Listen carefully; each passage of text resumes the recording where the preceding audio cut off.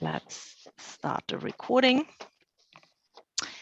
And also, if you want a certification of your participation of this webinar, please write an email to us afterwards, because we don't know, we have a lot of enrollments to this webinar, but we don't know in the end who was there and who not, so we don't provide it automatically. If you want to have a certificate, please get back to us and ask for it, and you will have one. This webinar is part of a series of webinars on mediation topics that we offer twice a month. And it covers topics such as mediation models, methods from mediation, and also trends in mediation. And not only mediation, we also talk about ADR, and which is alternative dispute resolution, and some other topics around the field of mediation. My colleague Alexandra, hi Alex. Hi everyone. Hi, will send the link in the chat where you can register for the other webinars, and there you have also an overview about the webinars. So let me say a few words, only a few words about the organization behind this format. This is the International Mediator Campus, and we are offering internationally certified trainings to become a mediator.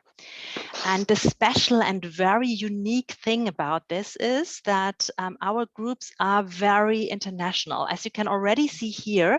But in our trainings, we often have participants from 15 different countries in one course. And this is because our training is, on one hand, very profound in international comparison. We have a 120-hour training, which is normally it's around 40 hours of mediation training. And we also have installed a fair price system where everyone pays according to the purchase power of their country. So we make sure that there is really, this is accessible for everybody around the world.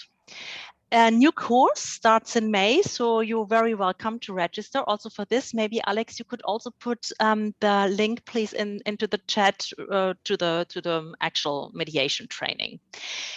So if you have any questions. How many hours would this course be, Andrea? How many hours would this course be? This is 120 hours, the mediation training, and it's internationally certified. After this course, you will be an IMI certified mediator, and International Mediator Campus certification is provided also. And so if this is affiliated to IMI, or are you IMI? No, we are not IMI. IMI is the International Mediation Institute. Yes. That's an institute, yes, who provides certifications, and we are certified by IMI. So all the mediators who will be trained with us will have an IMI qualification after the training. I see. So they will be accredited by IMI after the qualification. Yes, yes.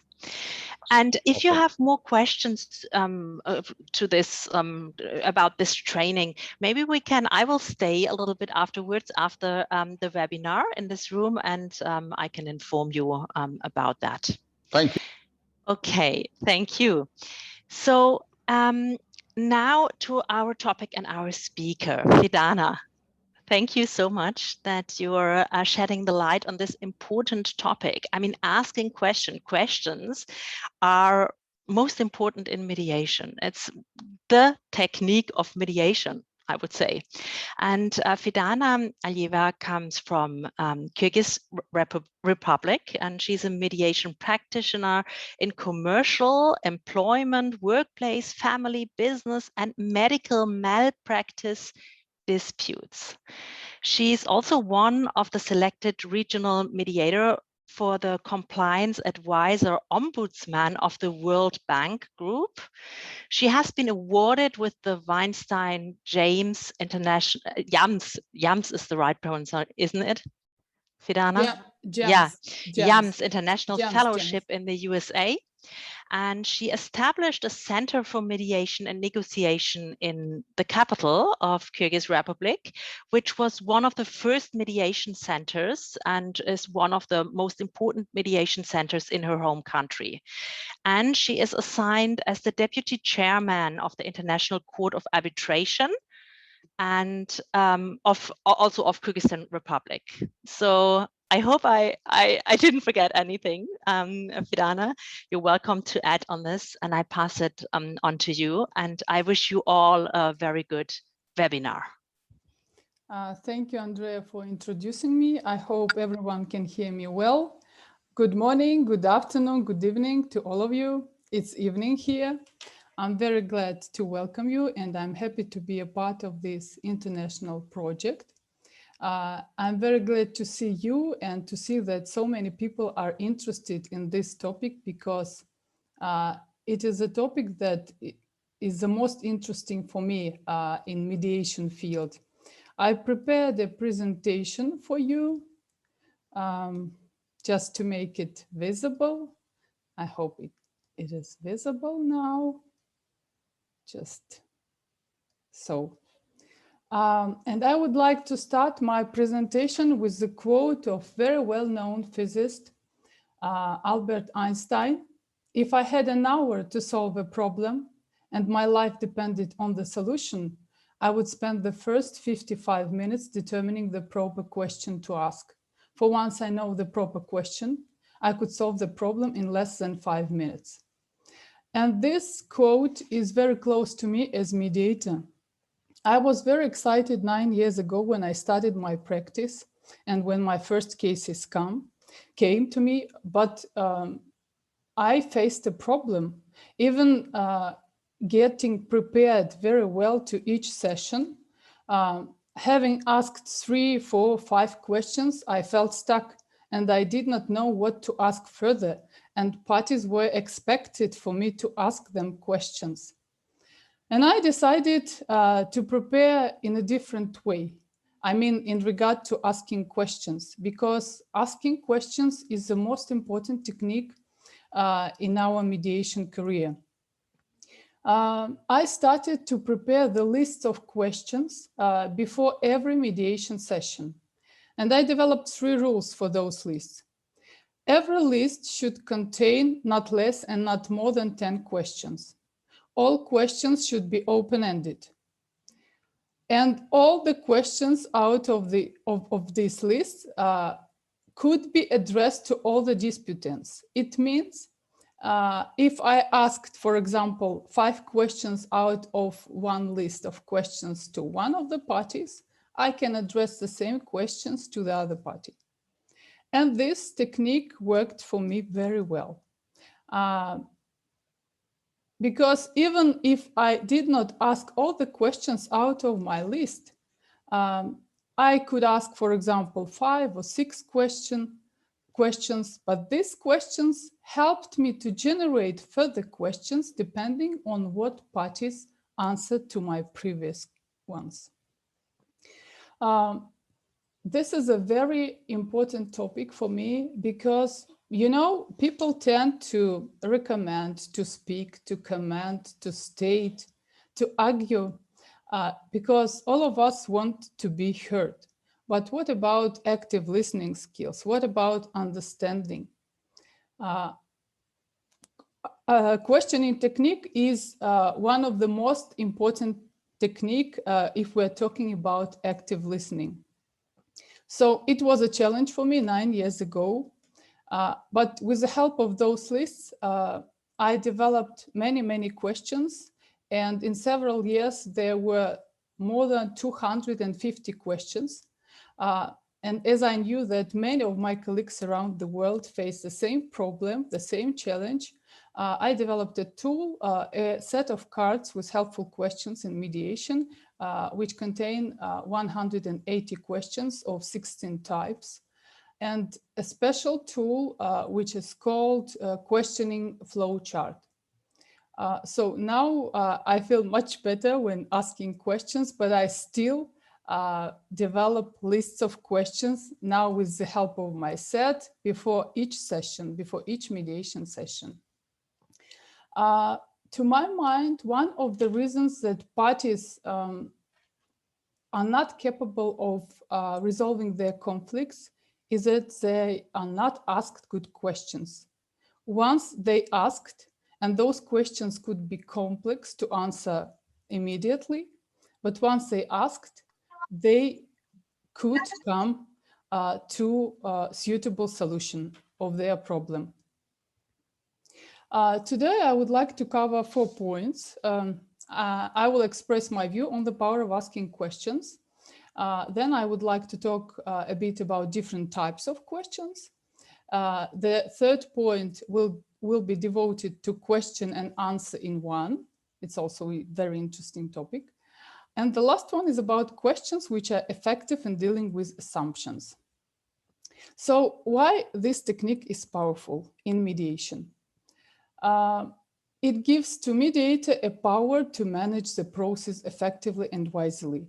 And at the same time, it empowers parties to find mutually acceptable and suitable solutions. When parties come to mediation, they come with a certain problem. And mediator helps, with the help of questions, makes it possible to transform a problem into a task. I know that the meaning of these 2 words is almost the same, but problem has a negative sense. When there is a task is usually completable, it is manageable. And once it is completed, it means that solution is found. To ask good questions, you need to be aware of different functions of questions. It's good when we ask questions because we are curious. But in mediation, we should not ask questions just because of our curiosity. We should ask questions on purpose. First of all, questions help us to obtain information, valuable information, information that could help to move parties forward. The second function is attracting attention to something important, even in personal life. For example, you are discussing a trip or a new business project, or maybe you want to be heard and to convince another person in something that you are believing. Questioning is a very good tool to accomplish this task. The third function is understanding obligations. Imagine that you are a new partner in the project and you do not understand your obligations fully. If you ask good questions and you understand them, you will perform them well in future, and it will prevent you from potential conflicts. Another very important function of the questions is stimulating thinking process. There are individuals who are open, and you can ask them 1 question and you will hear the whole story in details. But there is another part of individuals who are not so open, or maybe situation itself is very emotional to discuss. And it means that you need to ask more questions. Of course, it will take some more time to build a rapport and you will need to ask much more questions. But if you know that there is such a function and you know that there is such a type of questions, stimulating questions, it will help you to build a rapport with such an individual. There is another function of questions to call for an action.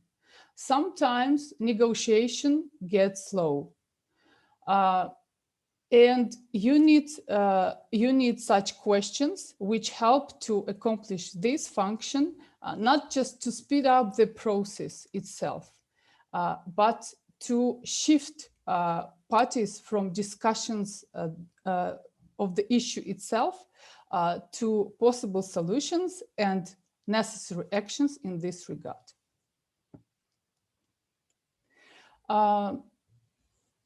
If to speak about different types of questions, there are 2 main types. open-ended questions and close-ended questions. Both are good types. I cannot say, and I'm not saying that close-ended questions are not good ones, but close-ended questions, usually they are followed by answers yes or no or maybe, or another answer which contains 1 or 2 words and it's not informative. If you want to have a fruitful conversation with your vis-a-vis, you should ask more open-ended questions, especially in the beginning of your conversation. Open-ended questions, I call them questions which open the door of connection and understanding. And these questions usually begin with the following words and phrases. Why, what, how, tell me more about, could you please explain, and some others. And I would like to focus a bit on why questions. Why questions are very important and are very useful in mediation process, but sometimes they can be taken as too much direct questions. But still, you need to learn how to ask why questions, because exactly why questions help to explore reasons, interests, to know more about motives of the parties. Just feel the difference between 2 questions. Why did you do that? And why do you think it has happened? So the first question, it can be taken as too much direct, and you can get direct answer to this question, which you will not like. And the second question is quite possible to use and to ask. Let's have some practice. There are 2 questions on the slide, and they are close-ended questions. I'm asking you to convert these questions into open-ended questions. How would you do that? You should keep the meaning of the question, the message of the question. Use the words from the previous slide, words or phrases, just as you like. You can involve some other words, but please keep the message of the question. Of the questions, there are 2 questions. Please write your options in chat, and I will give you 2 or 3 minutes, and then we will discuss.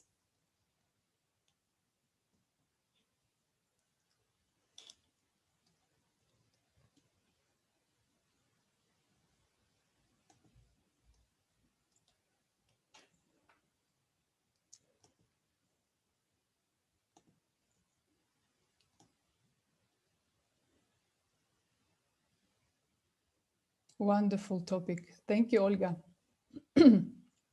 So we have some questions already. So what do you like about this offer? Okay, or maybe what do you think about this offer?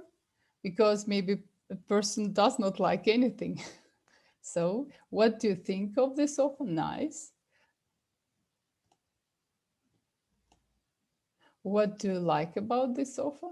But it also possible to ask, especially if you want a person to like this offer. What are your thoughts about this offer? Okay, nice. What if the other party gave you an offer of, okay, hypothetical question. Thank you, Ami. Do you think that this offer works best for you?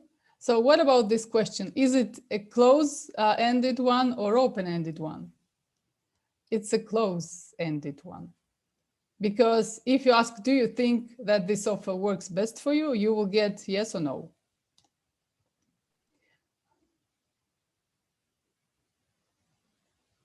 Tell me your reaction to this offer. Thank you. Can you share your view about the offer? Why not? What do you think of this offer?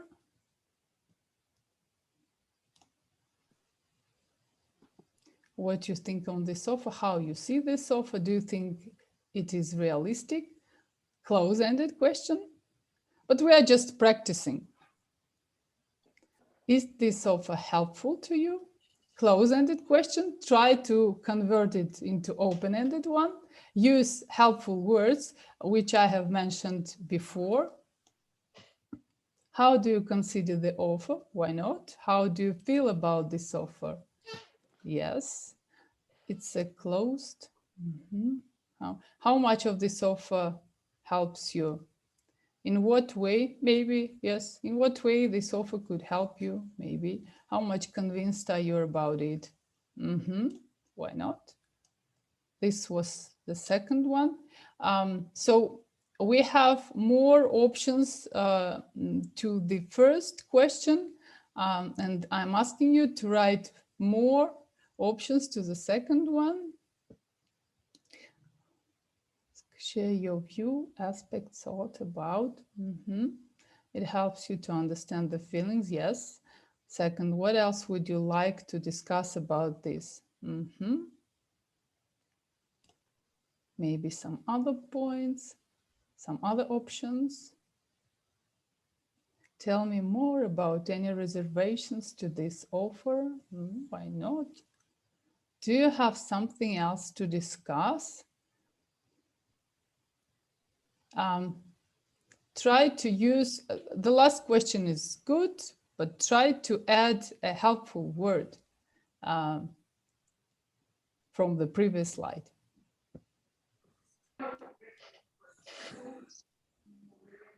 Can you throw some more light on this? What do you think might be missing from this offer? But you are giving an idea that something is missing.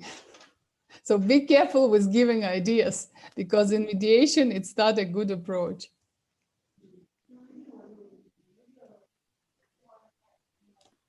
Okay, if you will have some other options, please share them in chat. I think it will be a very good exchange between all the participants. Let's move further. What does a good question sound like? First of all, the question should be specific.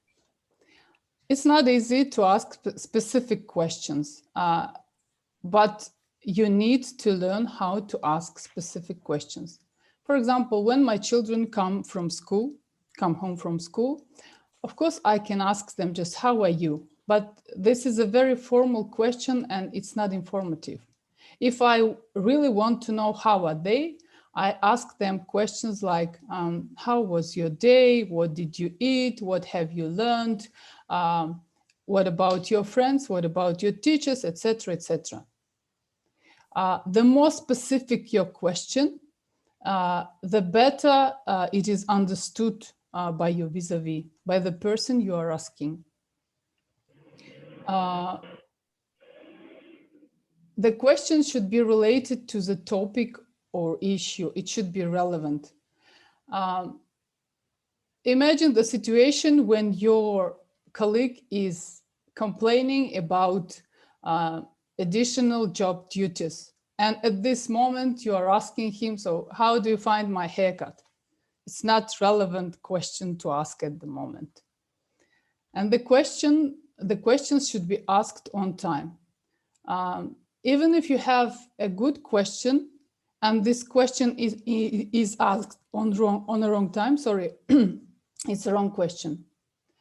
As mediators, we know that we can have some helpful and interesting questions for the parties beforehand, but we also should feel appropriate moment to ask this question, because again, I will repeat again, if it's a good question but asked in the wrong time, it's a wrong question. Please look at this picture. Look at this picture and imagine a situation.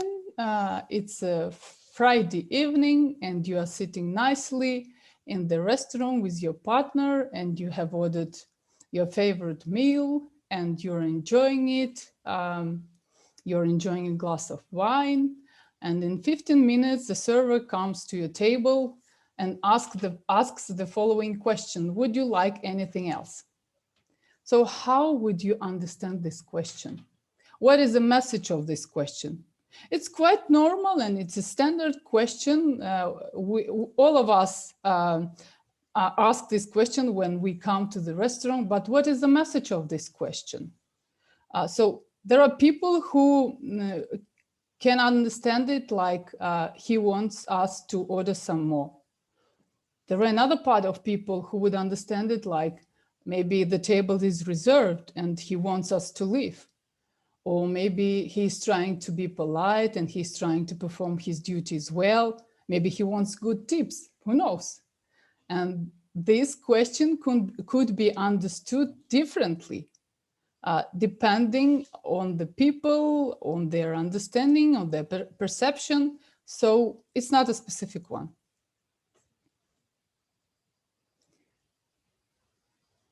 How to ask questions if you want to ask good questions. First of all, it's very important to listen before asking, because you can have a certain question in your mind, but when you listen actively, you could find that maybe this question is not relevant at this moment, or maybe it should not be asked at all. So please listen carefully before asking. The second recommendation: ask one question in one time. It's a widely occurring habit or mistake, call it as you want, when there are 2 or 3 questions in one. If you ask your question in such a way, be ready to get answer to one of your questions, or an answer which is not concrete. So ask why one by one if you want to get concrete answers. Questions should not contain any assumptions. You see, when people are in conflict, usually they have negative assumptions related to the situation, to the perception of the other party, to the possible consequences. Usually these assumptions are negative. And there is a wiggle room for our imagination, but when there are too many negative assumptions, our mind makes up the whole story, which has little to do with reality. So our function, our role as mediators, to test those assumptions. But when you ask questions to test those assumptions, please do not include this assumption into your question. The next point: start conversation with open-ended questions. If you want to get more information about the situation itself, about parties, about possible options, their view, start conversation with open-ended questions. And close-ended questions should be used at the end of your conversation when you getting and giving feedback, and when you want to check if everything is understood correctly by all the parties. And the last point, please do not ask a question if you are not capable of handling an answer. If you ask a question, again, you should be sure that it is relevant and it is asked on time. You can have even some assumptions on possible answers to your question, but if you know prior that this question is not relevant, please do not ask it, because you will not be capable of handling the answer. Maybe some of you watched this wonderful Italian movie. The name is The Taming of the Shrew. It's an old one, and I have watched it many, many times. The movie with Adriana Celentano and Arnella Muti. There were very funny dialogues between the main characters. And I remember 2 questions out of their dialogues. And I'm not going to break my rules. I'm going to say questions one by one. So the first one, what will be your positive answer? Please write in chat, what is wrong with this question?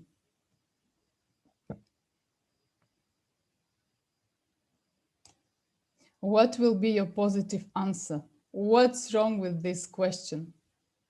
It should be positive, yes. Imposing the answer, no room for negative answer, yes. So the answer contains, the question contains a possible answer. Thank you. And the second one, are you like this or are you pretending to be like this? What's wrong with this question?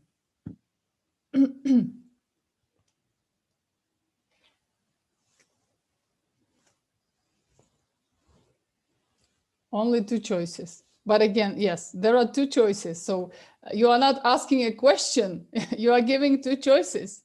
Just grab any. Implies judgment, yes. And judgment and two options. So just two alternatives, this or that. Thank you. Let's move further. So how to deal with assumptions? Ask questions when you are working with assumptions, and as mediators, we face parties' assumptions very often. And it's very sad when, for example, I as a mediator am asking a party, so have you discussed this with the other party, or have you tested your assumptions by asking the other party? And the answer in most of the cases is no, I haven't, or I didn't. So, and it's very sad because again, usually in conflict situation, all the assumptions are negative. So when you dealing with assumptions, ask questions to understand what the assumption is, where it comes from, and is it true or not? And there are some special questions, and you can see some of them on the next slide, which help to test assumptions. What do you mean by saying, for example, by saying that you do not trust another party anymore? Or help me to understand how you have concluded that, for example, that the contract is breached. What do you think about this option? So these questions help to test assumptions of the parties. And mediators are also humans, and we can also have our own assumptions in personal life. So you can check, you can test your assumptions with these questions. And if you have assumptions, please ask another party, your vis-a-vis, your partner or business partner. Just ask questions and test your assumptions. Once I counted how many types are there, I mean, how many types of questions, and I counted that there are more than 30 types of questions, and I'm sure there are more, maybe about 50 of them. I have included 16 types of questions, different types of questions into my set of cards. It looks like that. And it includes exploring interests, exploring alternatives, stimulating, transformative, relations-oriented, action-oriented, clarifying, motives, reasons, and some other questions. So as conclusion, I would encourage all of you to develop a skill of asking questions. It is a must-have not only for mediators, for lawyers, for psychologists, coaches, facilitators, lawyers, trainers, business people, and for those who want to be effective in communication. If you are capable of asking good questions, you will definitely have an advantage in managing process of any conversation. So that's it. Thank you for your attention. You're welcome with your questions about questions or with your comments. Maybe some of you have unique experience, and you can share your experience also. So please write your questions and comments in chat.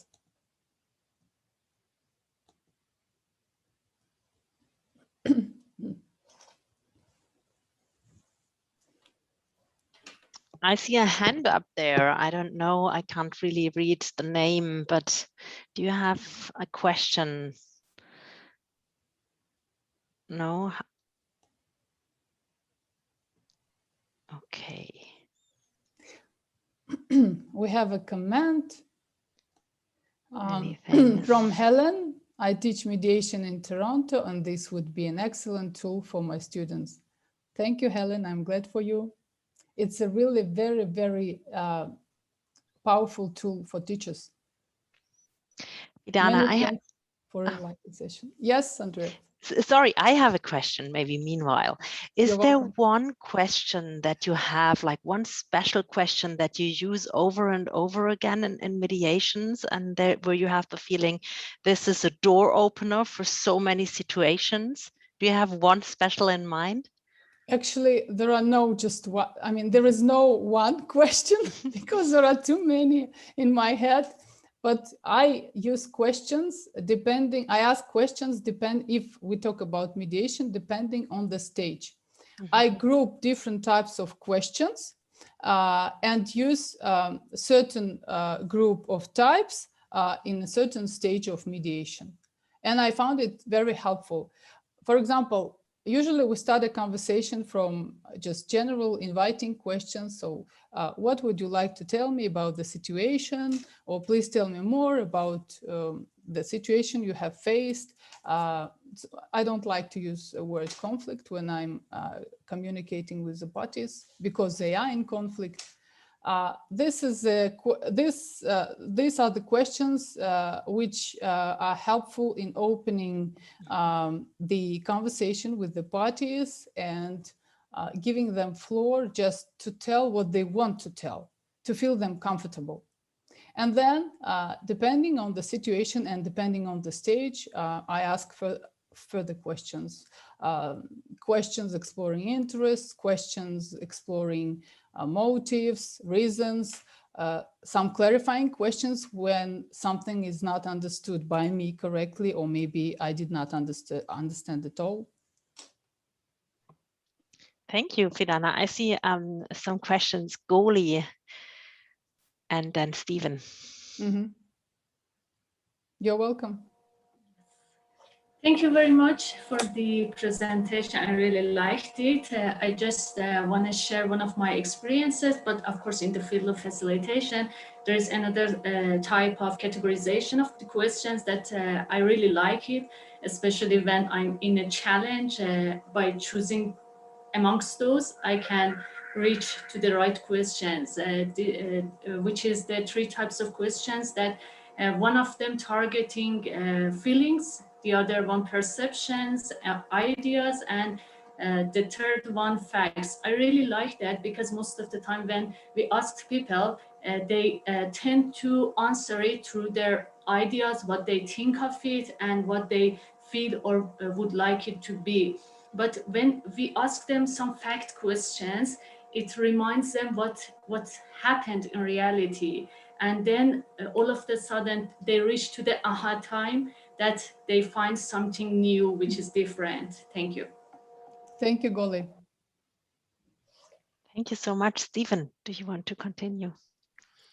That was, I'm sorry I was late, Fidana, but that was very interesting. Can I just ask, when you go into a private session with one team,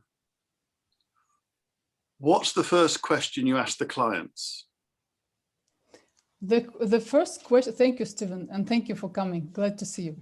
The first question, given that parties have presented their positions and they already have told me their view, they express their view on the situation in general. The first question which I usually ask, what would you like to tell me more about the situation? Maybe that you have not mentioned in joint session. This is the question I usually start with. Oh, sorry. I don't. Maybe you have your No, own. I ask a different question, which is, where do you want to be in 3 months' time? Transformative one. Just to get them thinking about where they could be at the end of the day. And then they will tell me where they want to be. It's usually in England on a beach. And the beach is usually in Barbados. I've never been to Barbados. And of course, it's a metaphor for being away from the conflict that they're in.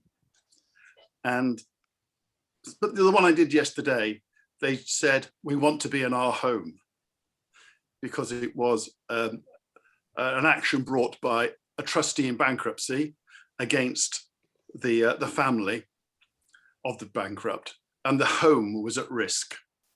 And the main thing for them was to stay in the home.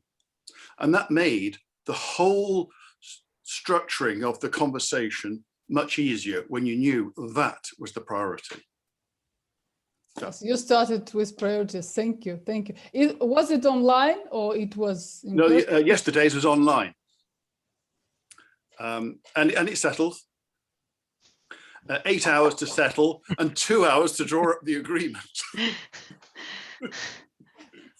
Stephen is amazing my mediator. First mediation in person last week.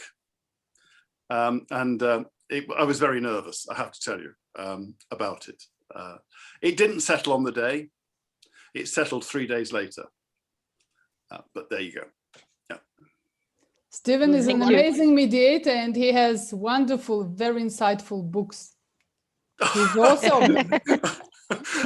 That's very kind. I didn't come here to say thank you. But I just... It's true. Anyway, thank you very much. I confirm. As for online environment, you see, it's a different environment when we do not have, we cannot feel physical presence, parties cannot feel physical presence of each other. Yes, there are many advantages, but as for questions, we cannot exchange our energies as it usually happens in in-person sessions. So that's why there are a lot of contacts, but there are much less connection. So that's why in online mediation, we should ask more human-centric, human-oriented, relations-oriented questions.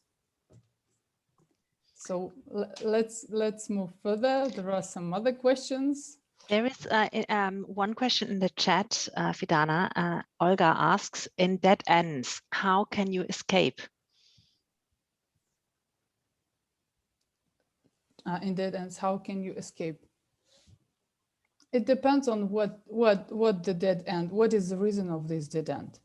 Sometimes when there is dead end, you need just a pause and the party is not ready to be asked at the moment at all. Maybe there is a need for pause. Maybe there is a need for coffee break. Maybe there is a need for postponing the session. If I feel, just in general situations, if there is a dead end, deadlock, and for example, I work in caucuses, I leave, at the end of the caucus, I leave a party with their representative with some question. I ask them question and ask them to think it over, to process it while I'm in a caucus with another party. And I also find this technique very helpful because sometimes when they're very emotional and the answer is not what the other party expects to get. And when you leave them with the question and give them some time, just not to make them rush, it brings better results. And they discuss it within their group, within their team.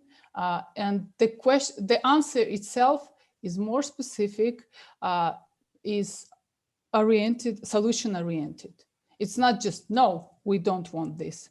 Because if I see this deadlock, the first thing that they need some time.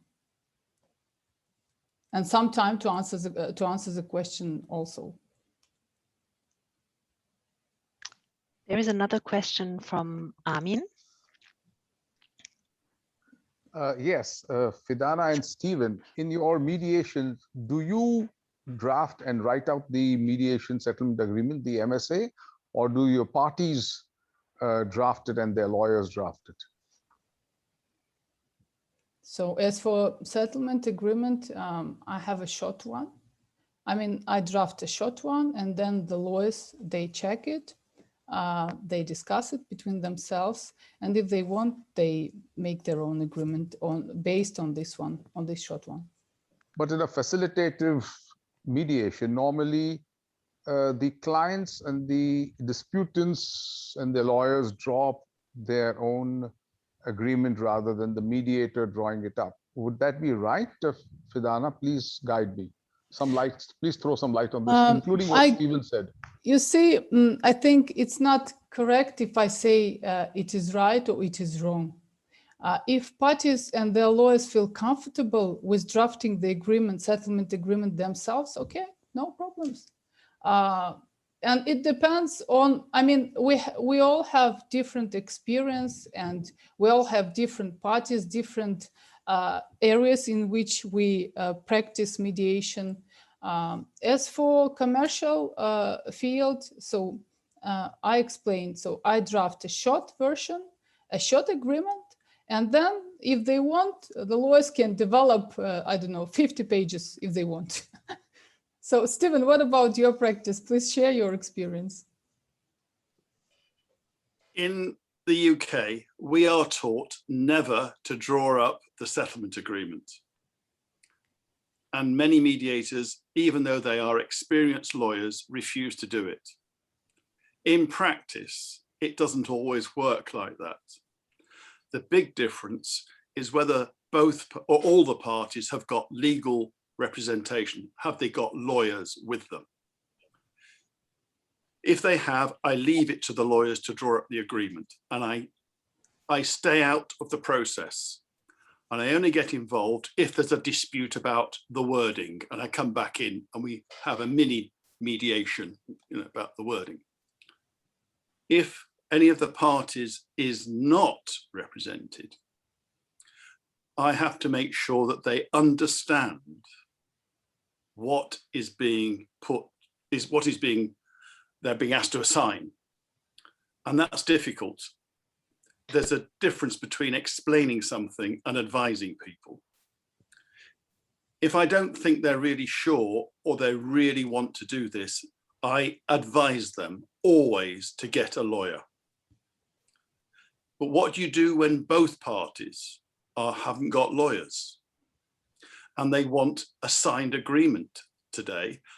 In England, generally, the mediation agreement says, until you have a signed agreement, there is no legally binding settlement. So you need a signed document. What do you do? And there's really two choices, I think. You can draw up what in England we call a heads of agreement or heads of terms, so the main points, and ask them to take that to their lawyers to get drawn in, put into a formal legal document, which I think is what Fidana was saying, or you draw up a settlement agreement and you end up doing it. It's much easier now because you've got so many templates online. Yes. And I use as my basic template, the one that CEDA, that the training organization in London uses, because it's so widely known. It's up there, anybody can access it. And it's a sort of acceptable industry standard but of course you've got to get the terms, the unique terms of the settlement. But I do it. I was a lawyer for 35 years. If I can't draw up a settlement agreement, what am I doing? And if I make a mistake, I pay several £100s a year for professional indemnity insurance. But it's trying to give the parties what they want. So that's what I do. Thank you, Stephen. Thank you, Rod. There So, is there was a Ghaznavi. question. Do you have a question? Thank you for giving me the floor. I'm Ghaznavi from Bangladesh. Okay, I have some question for you, Fidana. Okay, nice to meet you. How are you? Nice to meet you too. Okay, and that the question is sometimes what you have the question is sometimes that happen that questions answers coming eventually. That later what I can say, the speaker tell the answer later, but you are questioning too fast. How can you overcome this? So you see, I faced the same situation many, many times before I became a mediator. And before I faced challenge asking questions. Just to work with this, you need to practice the skills. You need to practice on everyday basis. What did I do? And what I do even now? Yeah. When there is a session or negotiation, I prepare a list of questions. And I was speaking about it at the beginning of the session, about the rules for developing those lists. Sometimes just to practice the skill, you can just take any, for example, you are doing something, I don't know, you are working or you are driving, you can just take any issue or topic or something that is interesting to you and try to generate several questions, open-ended questions. So you need to train this skill. If you don't train, you will face the same situation. The question will come eventually when the conversation has ended. So just train this skill. This skill can be trained perfectly. Yeah, absolutely. What I'm doing at a session, when in the session, what I do is I'm just going into that subject that I going deeper, and I preparing some question for it. It is, but eventually the answer is coming through the later. The speaker also have the answers on that subject too. You will succeed. You will succeed one day, but please, if you want to develop this skill, train a skill of generating open-ended questions, because it's very hard to develop open-ended questions. And if you have an opportunity to observe and to have conversation with children ask open-ended questions. And usually these are the question which makes you to tell them the story of 5 or 10 minutes. But I don't know why adults, they tend to ask, usually they tend to ask close-ended questions. Maybe because children are more open and curious and they want to know everything about the world, about everything. Yeah, absolutely. I may add to this, if you have the feeling that the answers are coming later, you have asked questions and the answers are later, then take some time. Slow down. If you realize that this happens more often in a conversation with this party on the table, then you might slow down the process. Just take breaks, ask a question, leave the question in the room, lean back, wait, and not rush over it. And if you have the feeling the party needs to think about it, then encourage them to take the time and think about it. Absolutely agree with you, Andrea, because there are questions, I mean, good questions, they need time to be generated, to be developed, as well as good answers need time to be that is developed. A good point. Yeah, and we have one. To be answered. Yeah. Madam, I have one question. Yeah, sorry, there is another question in the chat. I think we have a question. Andrea, don't you mind if I read it? Because it's, I think it's a very good question. Absolutely, yes. How do you correct yourself after asking a wrong question, which you realized after getting the answer? I'm trying to be very careful when asking questions in mediation. It's better not to ask a question. It's better not to ask a question at all. This mistake can occur when there is co-mediation. And it's a different topic, but when there are two mediators, and so wrong question, it could be wrong just because maybe it was already asked before, or maybe it is not relevant because party is speaking on the other subject. So when there are two mediators, you need to be very active in your listening, and because there is a situation when there are two mediators and one of them is very active, another one can relax and just not to listen actively for some minutes, for example, and then he asks or she asks a question which have been already discussed, and a party gets nervous. So this question could be also taken as a wrong one. But as for wrong questions, I cannot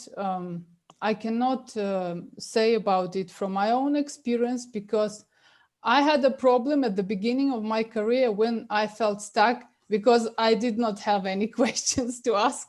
So 3 or 5 questions and that's all. And parties are looking at me and expecting some questions to come, but I don't know what to ask. This was a challenge, just to ask questions. But later on, now I practice and I prepare to every session, and I try to use a neutral language, very neutral language. For example, if one party labels another one like, I don't know, double dealer, for example, and I'm asking I want to test this assumption, and I want to understand why are you calling him like double dealer? I never say this word double dealer, because this party can take it as I agree with that. I ask a question like, why do you say that? Or why do you think like that? But I will never use the word double dealer or a thief or a cheater, I don't know. I try to be very neutral when formulating language, when formulating questions, sorry. When formulating questions and just when communicating with parties, because I'm a neutral. Maybe I can add to this, because it happened to me. I asked wrong questions because I ask so many questions, and I'm so curious most of the time that I ask questions and questions and questions, and there were definitely some questions that were wrong, like in the terms of being perfect, like being like a neutral, or maybe not putting too much assumption to it. And then I realize it, and then I might, ask other questions in order to build the balance again. Or, and this is what I want to share, sometimes I work a lot with emotions in mediation. So my point is that I come, even in workplace mediation, to the level of emotions. And there I wouldn't call it a wrong question, but I would call it a question that was maybe a little bit too intimate for the person in this situation. And then I can feel it. I ask the question, and then I look at the faces, and then they see that there is like a discomfort. Something happened in the room, and then I just take it. I reflect that. I see, oh, I can see that this question was, what made this question with you? What happened with you now? I can see something in your face that there is insecurity, or I can see you take some time to answer. Is it okay to answer? Do you want to answer? Like, I take this irritation and put it on the table, and it often leads to a lot of clearness, because then the party might reveal something saying, hey, this is especially this topic I really don't want to talk about, because, and then, so this is not wrong questions, but this could be questions that could be uncomfortable for the parties in this moment. Yeah, absolutely agree with you, Andrea. And I also face situations when the question, for example, itself is quite okay, but for a party, it's not okay to answer. Maybe it is not an intimate question, but party is not okay with answering to this question, or maybe not answering to this question at the moment. I faced this situation several times at the beginning of my career, and now almost before every session, at the beginning, I'm saying to the parties the following words. So I will ask you questions, and if you do not feel comfortable with some of them, you cannot answer. It's not an enhanced interrogation. We are just having conversation which is confidential in its nature. So if you are comfortable, you answer the questions. If you're not comfortable, you can say just I'm not comfortable with answering to this question, and it's okay. And if and one more, I will share with you one more secret. So it does not mean that you should, you should use it, but it happens accidentally. Sometimes we can say something that is wrong in our own opinion, or ask a wrong question, for example, but you as a mediator know much more about mediation and its techniques that parties and lawyers do in most of the cases. So sometimes you think that the question was wrong, or a command was wrong, your command was wrong, but it does not mean that the parties have taken it as a wrong question or as wrong command. So absolutely. There was one other question. Aslan, are you still here? Sorry, we might have lost you. He was here a minute ago. Okay, so no, then I just look into the chat. There is a question about Stephen's book. Stephen, could you please reveal your your book title and last name and yes, so on? Please. Okay. You shouldn't have asked me to do that. So please do. I have this one. Okay. So wonderful. It's very insightful. Maybe Stephen, could you write it into the chat? Yes, there's 5 books. I've put my, I'll put it on the, what do you want me to do? I'll just give you my website, shall I? And yes, you can also do that. Yeah, that is maybe. There's a book about setting up in business as a mediator. There's the A to Z guide. There's a book about advocacy, how you behave at mediations.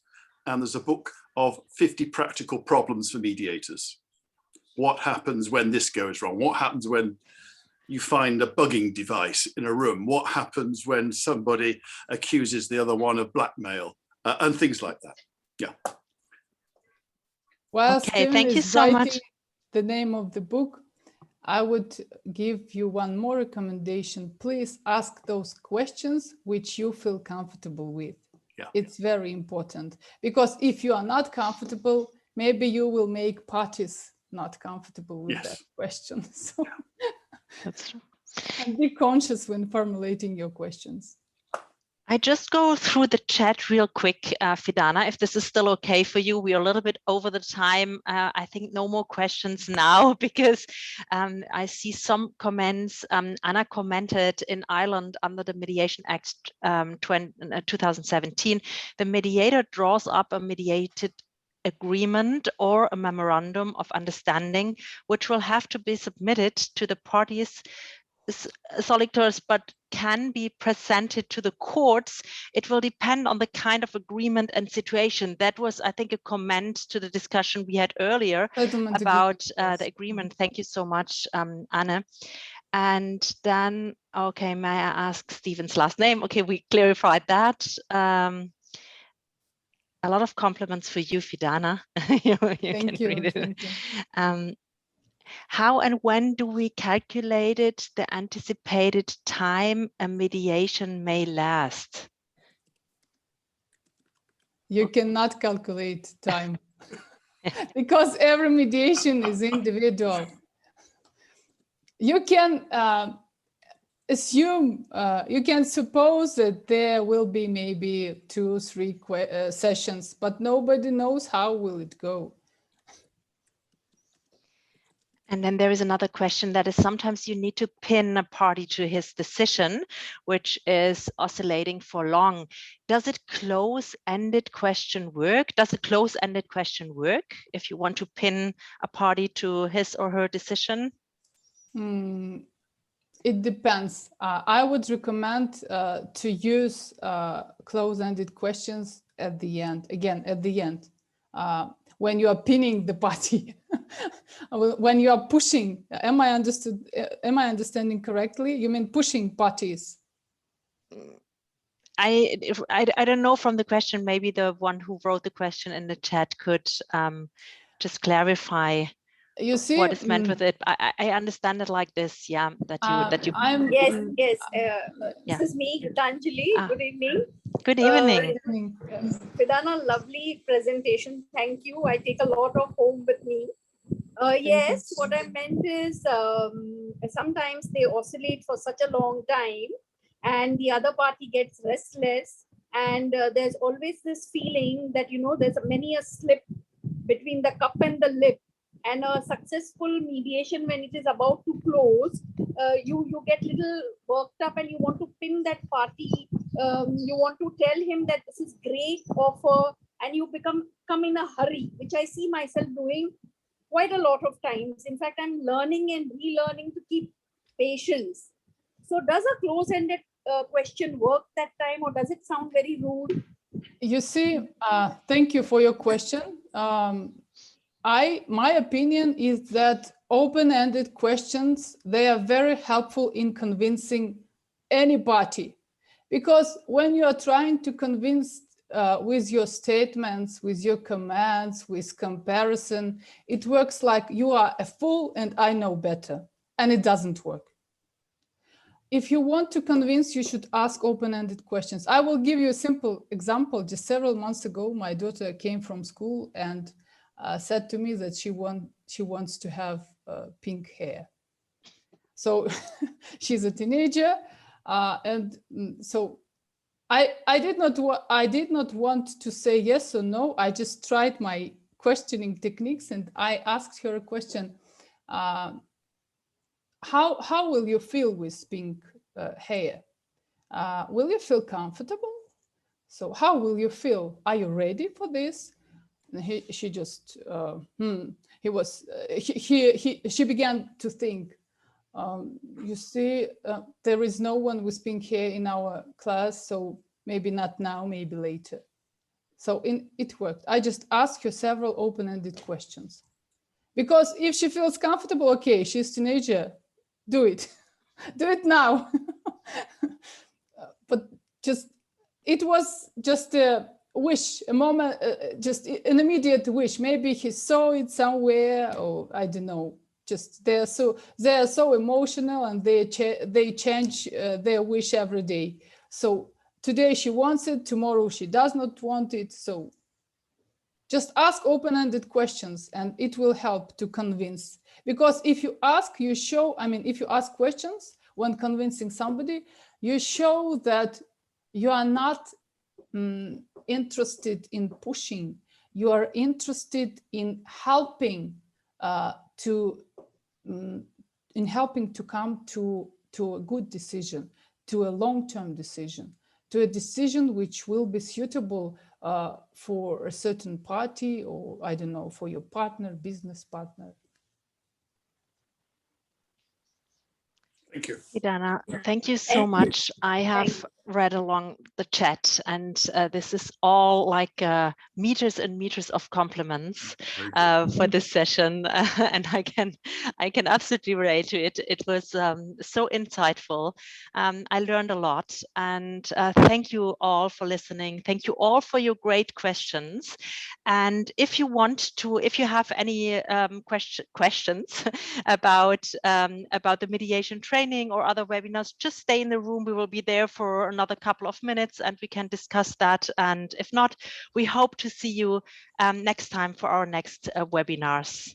and have a very, very nice day. And thank you See so you. much, Fidana, Thank you. again. Thank you. Thank you, It was Fidana. very Thank you. nice to see you and to meet you. Bye-bye. Have a Bye-bye. nice evening. Bye. Fidana, I have one more question. Okay, you can. Yes. Yeah, give me a chance to have a question. That is it. Sometimes that happens that when a mediator comes in front of audiences, then there's something said, somebody have question related to that subject that is helpful to him, inspired to him or her. But sometimes a wrong question can definitely what can I say? Losing the mediator's confidence. Yeah, absolutely right.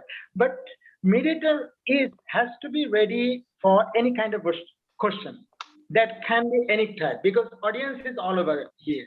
So there can be many questions, the wrong question, right question. So isn't it right to be ready for it, that prepare for all type of questions? You mean the questions of parties to a mediator? Yeah. Usually, if parties are well informed about mediation process, they know that they can ask a mediator about the process itself, about stages, about the rules, about the roles of all the participants. And they know that usually in most of the countries where mediation is applicable, they cannot ask questions. I mean, they cannot ask for a recommendation, or they cannot ask for a command. So if they ask about the process, about mediation, why not? A mediator should be ready, must be ready for any questions in regard to the process if he or she is a real professional. I see. Thank you for that, Fidana and Andrea, for giving me the chance. Okay. You're welcome. Thank you. And thank you for that. Thank you. Have a nice afternoon, evening, whatever. Yeah. Okay, so is there anybody with other questions concerning other topics? Officially, this is the end of this webinar. I'm sorry, I just wanted to ask, I'm a law student and I'm not a mediator